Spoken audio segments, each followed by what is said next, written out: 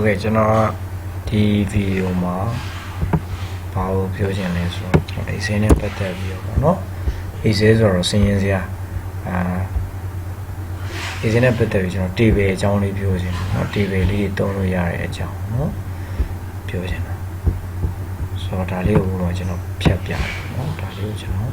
delete လုပ်လိုက် delete လုပ်ပြီးတော့ကျွန်တော် clear အောင်လုပ်လိုက်အဲ့တော့ကျွန်တော်တို့ table လုပ်ချင်တယ်ပေါ့နော်ဒါတော့ကျွန်တော် related cell reference ဒီမှာ calculation လုပ်ပြတာပေါ့နော်လုပ်ပြထားတာရှိတယ်အဲ့တော့မှကျွန်တော်ဘာလုပ်မလဲဆိုတော့ကျွန်တော် table လုပ်ပေါ့နော် table ဆိုလိုတာကဒီလိုဇက်တက်ဆွဲချပေါ့နော်ဇက်တက်ဘယ်ထိဆွဲမြန်မသိဘူးပေါ့နော်ဒီ formula ဘယ်ထိဆွဲမြန်မသိဘူးကျွန်တော်တို့နောက်ထပ် item တွေထပ်ဆိုတာထပ်ပြီးတော့အမဟုတ်ကျွန်တော်ဒီမှာထပ်ပြီးတော့ကျွန်တော်ရေးလိုက်တယ်ပေါ့နော်ဒီ2 3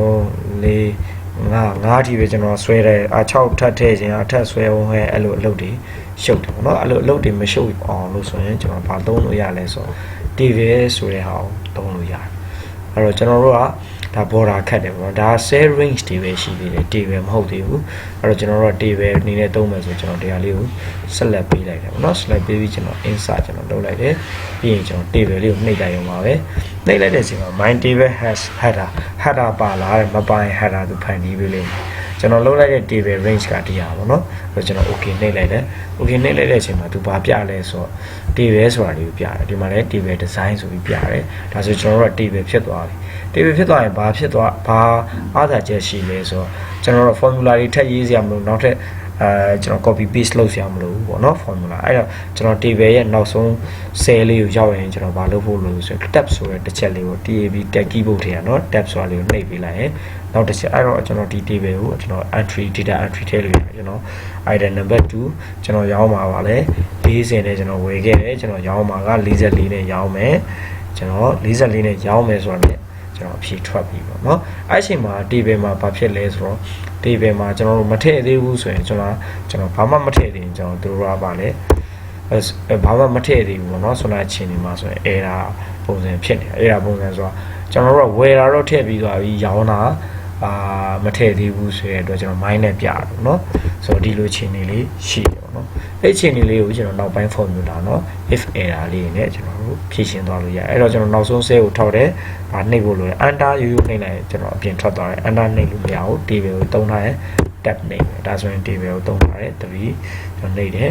3လို့ကျွန်တော်ပြောမယ်60ကျွန်တော်ဖြည့်လိုက်တယ်အဲကျွန်တော် data entry လုပ်တယ်ပေါ့နော်ကျွန်တော်66ကျွန်တော်ရိုက်လိုက်တယ်ရောင်း066ကျွန်တော်မြတ်ပြီဆိုတော့ဒါ under ခောက်ချလိုက်လို့အောက်ဆင်းတာကျွန်တော် under ခောက်ပါဘူး tab တစ်ချက်ခုံလိုက်မယ်ကျွန်တော်4ကျွန်တော်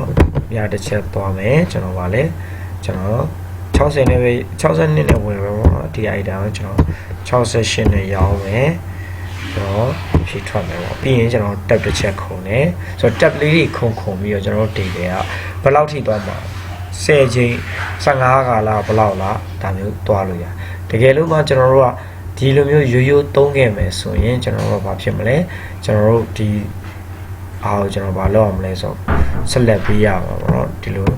ဒီအားကိုကျွန်တော်ဒါကတော့ကျွန်တော်ရိုက်တဲ့ item တစ်ခုပြီးတစ်ခုရိုက်ထည့်တာပေါ့နော် auto ထည့်တဲ့နည်းလေးရှိပါတယ်ကျွန်တော်အလင်းလေးလို့ပြောသွားမယ်အရင်က auto fill cv ရှိရယ်အဲတော့ကျွန်တော်ဒါလေးကိုဒီလို copy ကူးချဖို့လိုတာပေါ့နော်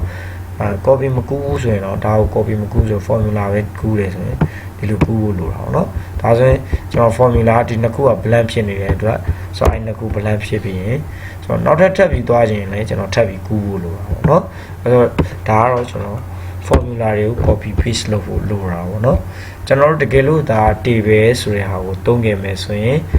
ကျွန်တော်တို့ခုန program นี่မလိုဘူးဒါပေမဲ့ table သုံးရင်ကျွန်တော်တို့ဘာရေးကြည့်လဲဆိုတော့ tab တစ်ချက်ခုံလိုက်မှသာလင်ကျွန်တော်နောက်တစ်ခု automatic create လုပ်ပြီးတော့ပေါ်လာပြီးမှဖြစ်ပါတယ်နားလည်မယ်လို့တော့မျှော်လင့်ပါတယ်အားလုံးကိုကျေးဇူးတင်ပါတယ် subscribe လေးလုပ်ပေးပါ like and share လေးလုပ်ခြင်းအပြင်နောက်ဗီဒီယိုတွေကို